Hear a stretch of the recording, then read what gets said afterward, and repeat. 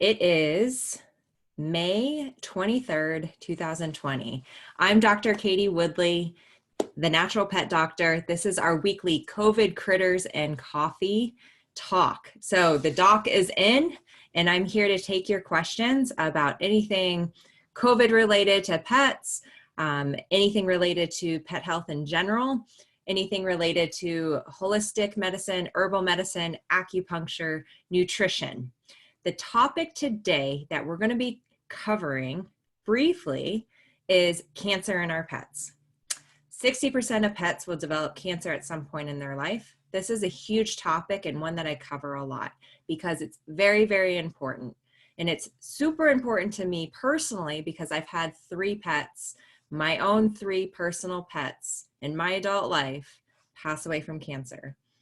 As a lot of you guys know, if you've been following me, you know about Finn, who was our beloved German Shepherd, who passed away from a brain tumor at the end of March. So cancer has impacted my own personal life. I've been down that journey. I've been told there's nothing more we can do. And then we were able to give him 10 more months of amazing quality of life because of holistic medicine. So I thank my lucky stars every single day that I was able to do that for him. However, I know that there's many pet parents out there who don't have those options, and it's our mission to make sure that you guys feel supported, that you know that there's other options out there for your pets, whether it's cancer, whether it's a chronic illness. If you're being told there's nothing more you can do, reach out. And one of the great resources too to take a look at for all pet parents out there, if you are looking for other options and you're not sure where to turn, go to the American Holistic Veterinary Medical Association website. So ahvma.org. And you can find a holistic veterinarian, integrative veterinarian, where we integrate conventional in with holistic medicine, because there is a place for Western medicine. And when we integrate the two together, we can achieve a lot better outcomes. So check out that website if you're concerned, like, I don't know where to go. My vet isn't giving me other options. They're telling me there's nothing more I can do, because there are a lot of things that we can do. It's just that we're not taught it in vet school. So make sure you say, hey, let me know your questions. So once again, if you're just joining us live right now, this is our weekly COVID Critters and Coffee. I'm going to be talking about environmental factors for how our pets may develop cancer. So that's going to be the key topic for today. However, if you have questions related to cancer, nutrition, holistic medicine, vaccines, allergies, does anyone have an itchy dog right now? Send them to me. Comment below. Let me make sure my comments are on for Facebook. And make sure you comment what your question is, and we will cover those for you guys today on our weekly talk. So let's get into it. So cancer. Cancer is a big problem. We just talked about 60% of pets will develop cancer at some point in their life. How does environment play a part in our pets developing cancer? So that's where, okay, we can't control everything, right? So I'm not saying we can do everything right and your pet will never develop cancer. There's a lot of different factors that go into the development of cancer for our pets. So we call that multifactorial, meaning multiple reasons why a pet can develop cancer. And so environment is one. And right now, as I sit here, I can watch yards right out that window being sprayed with pesticides, being sprayed with herbicides, being sprayed with chemicals that are fertilizers. Now, how does that play a part? Unfortunately, there's a lot of studies that are showing Roundup and other common herbicides, pesticides that are being sprayed on lawns and golf courses. Huge source of contamination, right? If you live near a golf course, that's sprayed all the time. Studies show that pets that live near golf courses have a higher incidence of bladder cancer. So I posted on social media this week that a 2013 study showed that when we apply chemicals to our lawns, they're on the lawn for 48 hours afterwards. So it's not like what they say, right? You spray Roundup, leave it for a few hours, keep your pets away. No, that is on the lawn for 48 hours afterwards. They are finding that there's one of the other studies from it, I posted, I think it was I can post it again after this in the comments below, but it showcased how dogs versus humans and other animals have the highest levels of Roundup, glyphosate, in their urine. Like they didn't have necessarily cancer, but it showcased that dogs are being exposed and it's in their bodies at a lot higher concentration. So when those chemicals are in the bladder, when they're in the tissue, when they're in the body, they're affecting all sorts of things.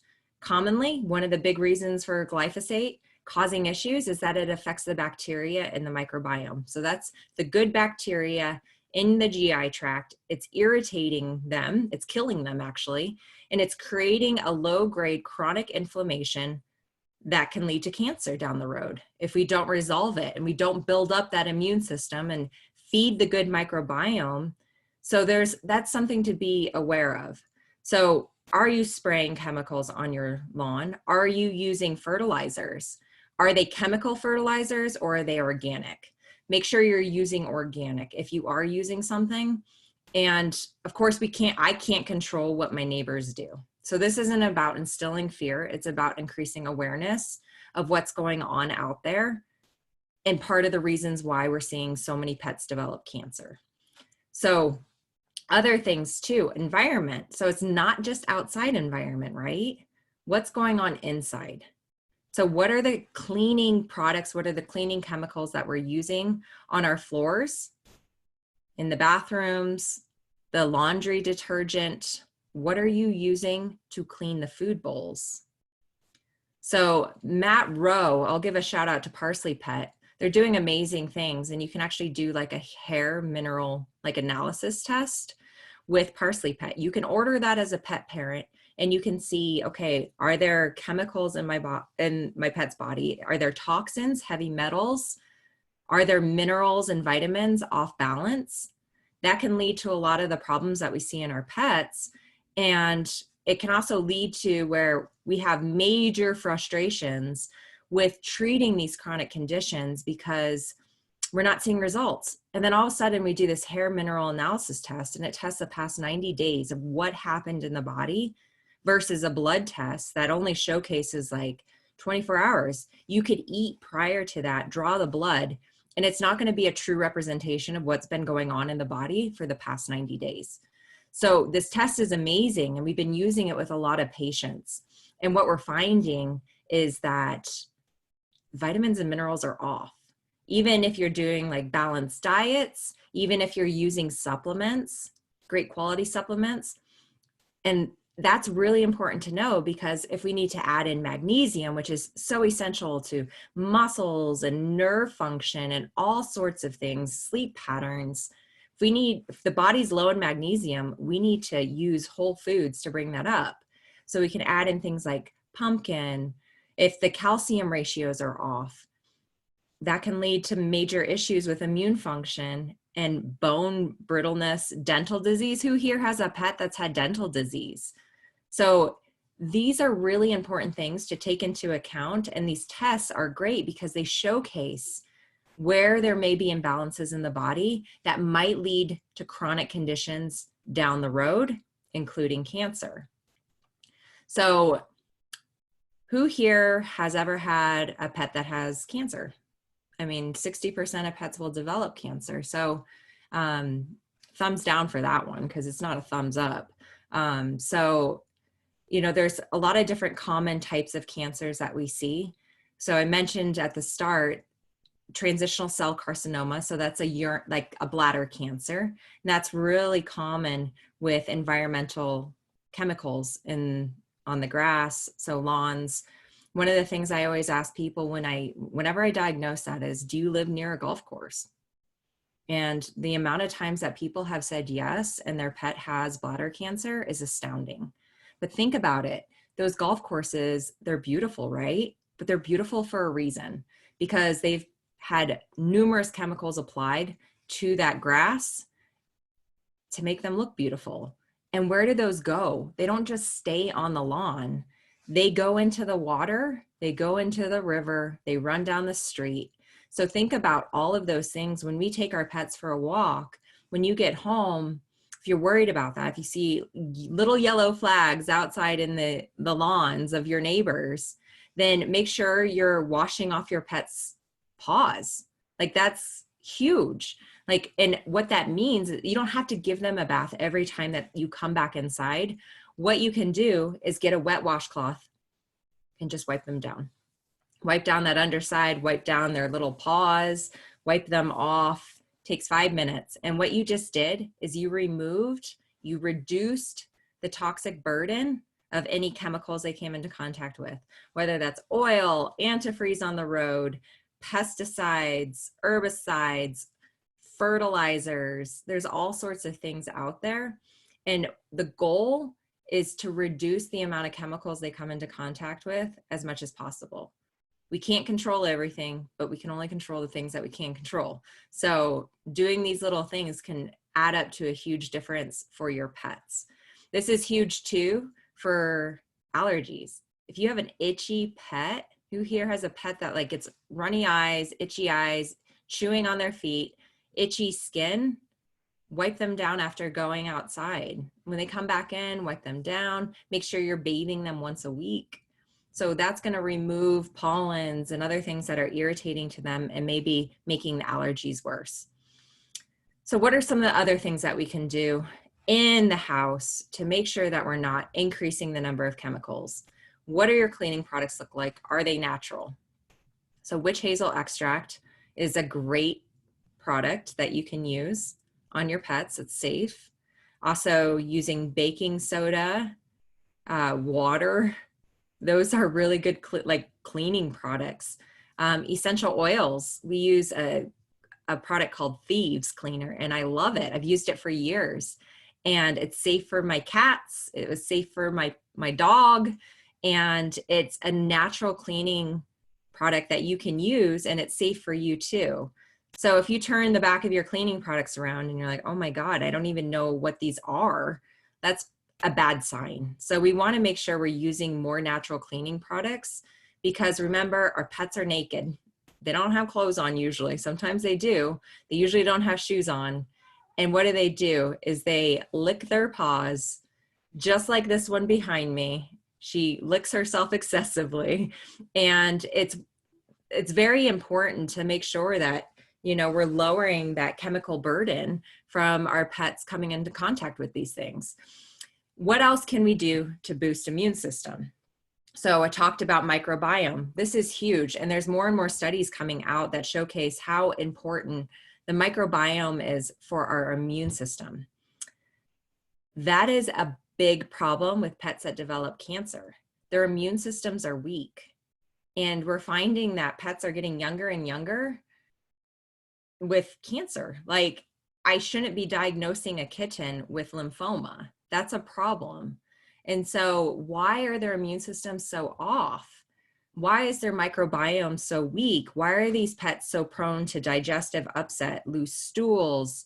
Maybe they're going out and wanting to eat a ton of grass. They're like, their bellies are off. Their digestion is off. Diet is a big problem. So nutrition is the foundation for health. It is key. Our pets, ourselves, we are what we put into our bodies. And so if we're putting trash in, and we may not even know it's trash, that's a scary thing. And the hard part right now with the pet food industry is we think we're doing the right thing. We're being told we're doing the right thing by our veterinarians. But what's happening is that the pet food industry is so unregulated that we may actually be putting in meats and products that were roadkill, or maybe they were euthanized animals, or they were sick. Maybe those animals that were used in the pet food were out in this hot sun for hours and hours before they were actually processed to go into the pet food. That sounds awful, and it is. Unfortunately, it's the truth. And it's something that more and more people are becoming aware of. And it's good, because when we start advocating for better products in our pet foods, we're going to see that those cancer rates, the chronic disease rates, other illnesses, they go down when we give our pets the food that they need. And so this isn't to advocate just go and start like a meat and veggie diet. There's a way to do it. And you need to make sure the calcium phosphorus ratios, other minerals, vitamins, they're all balanced. And our soils are depleted. And what that means is that there's not the vitamins and the minerals in the soils that our plants used to take in because of our farming practices and the use of chemicals that we've done, the herbicides, pesticides, not even going to go into GMOs today. However, that's affecting the food supply. And so it's also affecting the nutrient value of the foods. So when we just give our pets, say like, let's use broccoli, for example. I give my dog broccoli and chicken. So there's no calcium. There's calcium in broccoli, but there's not enough calcium for what your pet needs. So that's where making sure it's balanced with bones and supplements and other things so that we're not creating more harm for our pets with an unbalanced diet. Who here is doing a home cooked diet? I think I know one person that if they're still here, they're doing that. But who's interested in learning about home cooked diets, optimizing your pet's health, the immune system, and why it's so important? Like these are the things we need to be doing for our pets. And there's a lot to it. And if you feel alone or your vet is just recommending to feed Hills or Royal Canin because that's what we're taught in vet school, and you don't feel like you feel uncomfortable, reach out. There's plenty of vets out there who will partner with you, including myself, to help your pet get onto an optimized diet because it's the foundation for health. So other things too. So let's talk about other factors that are a part of cancer. So emotions. Emotions are huge. We talked a lot about this last month. And the biggest thing is stress, anxiety. What happens to people when they get really stressed? A lot of people will develop loose stool, diarrhea, that happens to our pets too. So are their emotions, what are their emotions doing? Are they playing off of our emotions? Are we taking care of our own emotions? What happens is in Chinese medicine, we call that stagnation. And if you're not taking care of your emotions in a proper way, that energy, that qi can stagnate in the body. And once we have stagnation, if we don't get things moving, if we don't get the energy moving through the meridians in the body, it leads to chronic disease and it can lead to tumors and cancer forming. So cancer is the end result that we never want to get to. So if we're not taking care of the whole picture, our immune health, our digestive tract, our emotional state, then it can lead to all these other problems. That's really important to remember. In conventional medicine, we look at symptoms. So your dog has a tumor, we cut it out. Has a tumor, we blast it with chemo. We kill it. We focus on the cancer. We don't focus on the pet. And that's the difference with holistic medicine and conventional medicine. So East versus West, where if I'm treating a cancer patient, I'm looking at that patient.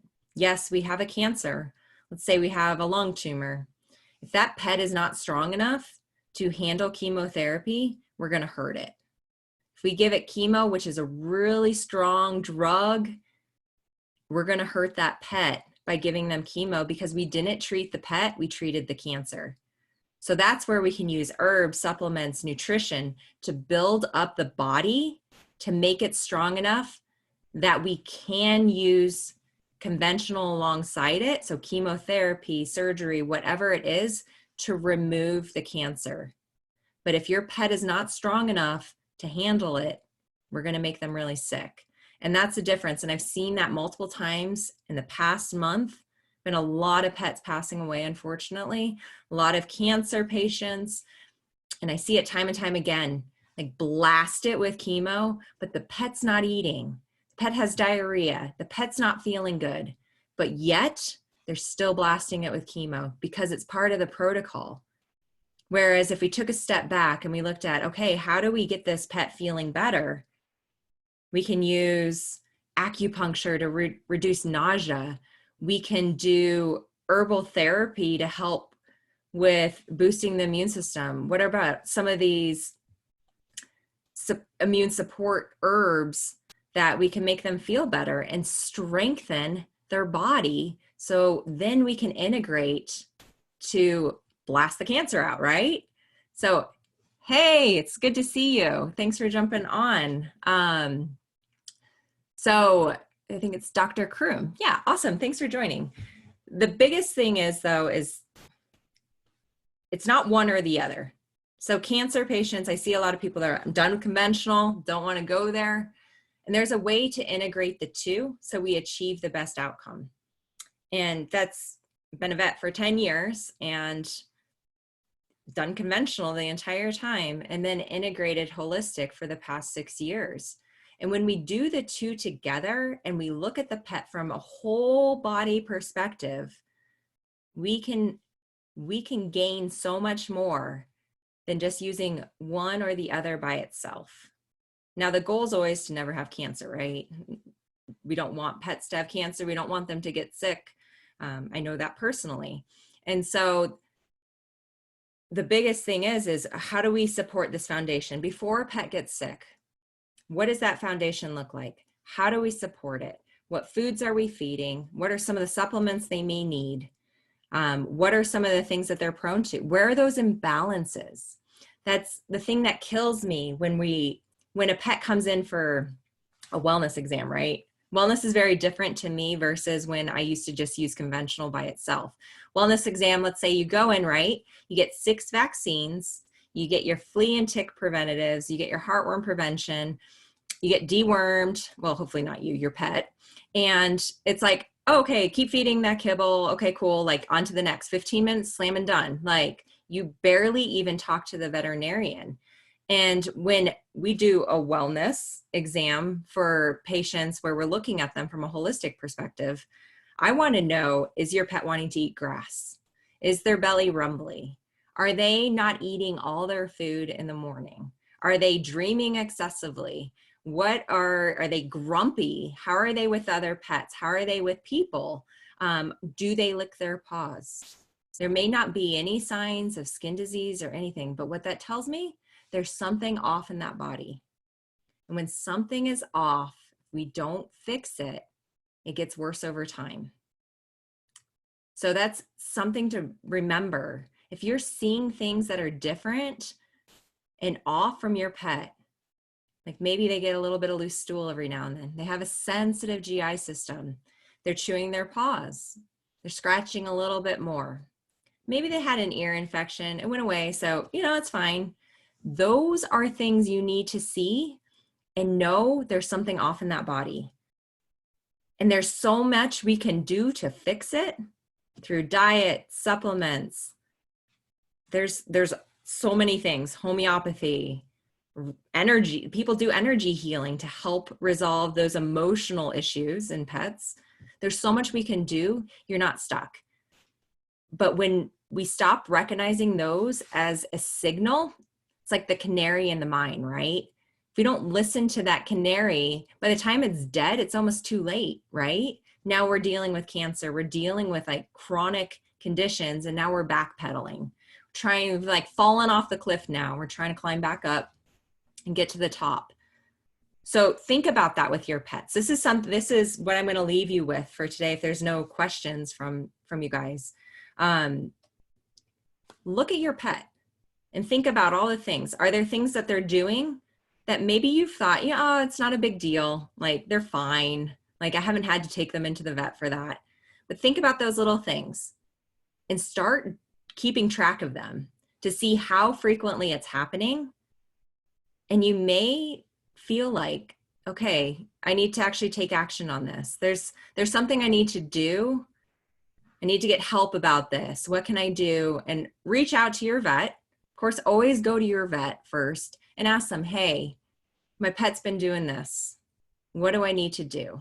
If the answer is do a drug, I would question that.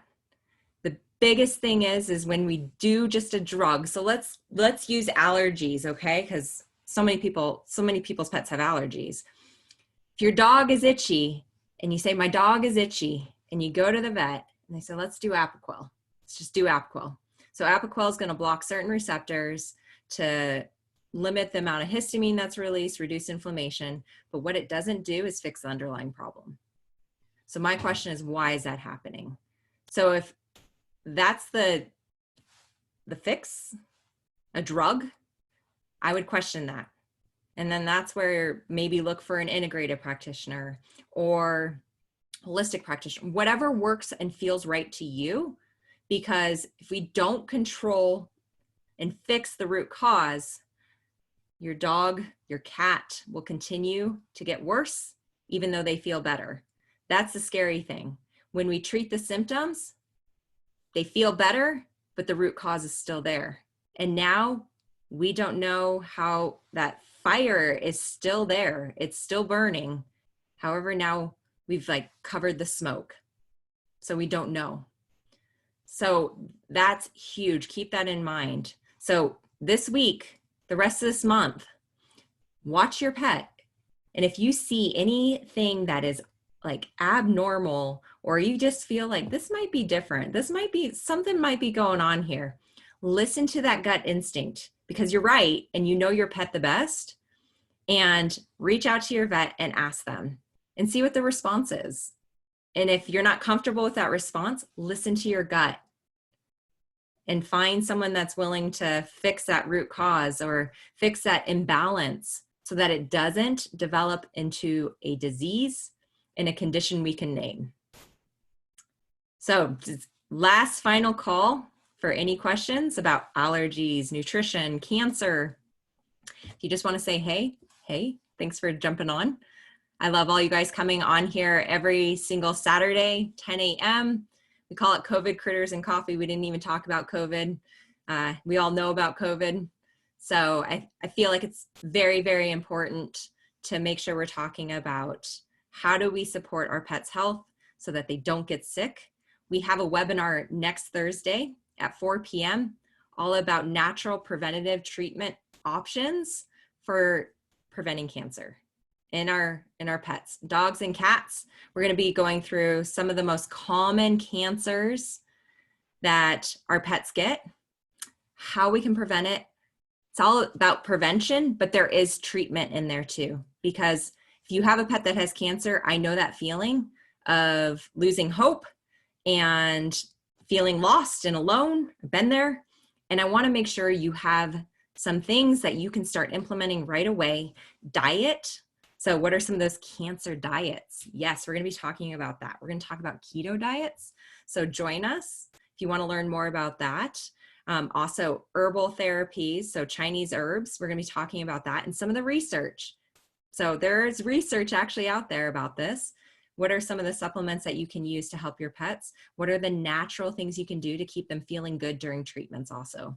So that's a big thing. And yes, saltwater blonde, they will continue. So don't worry, we're not going to be leaving you guys high and dry. We just might change the name. So hopefully COVID goes away. So thanks for jumping on our 5 dogs. Yes, keto diets. So definitely check out that link. If you're on Instagram watching this, we're on a couple different platforms right now. There's a link in our bio that you can click on for our cancer webinar. So make sure you register for that.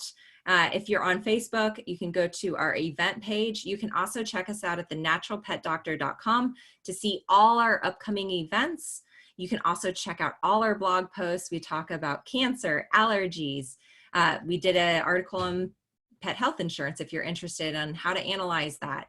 So we have a lot of free resources that you can go to. Check out our YouTube channel for lots of free videos. There's lots of amazing content there.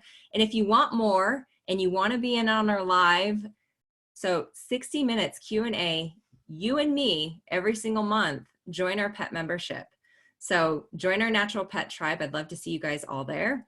And you get access to all our monthly live webinars too. So it's a really cool deal, really good value. You also get discounts on your consultations too if you need help with your pet and more personalized care.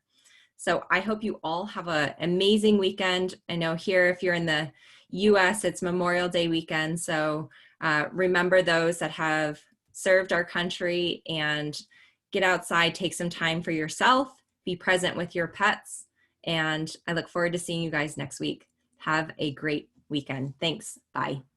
Hey pet parents, it's Dr. Katie. I hope you enjoyed this episode. If you did, can you do me 2 simple favors? Number 1, share it with someone else. And number 2, subscribe to this channel by clicking down below so you can continue to get updates every time I release new videos to help your pet thrive. Also, if you're wondering how your pet can achieve optimal health and listening to our videos made you wonder if this can work for your pet, we have an amazing membership site that can really help your pet thrive naturally by being a part of our incredible community of pet parents like yourself. Maybe you're here because you're tired of not having other options to help your pet live their best life and feel amazing. Or maybe you're here because you feel alone in figuring out how to help your pet holistically. Let's partner together today and take the worry out of caring for your pet so you have many more days to share the joy and love with them. Click the link below to grab a 2-week free trial in our Healthy Paws membership. Look forward to seeing you on the next video. Until then, remember you're not alone in helping your pet thrive naturally and live each day to their fullest potential.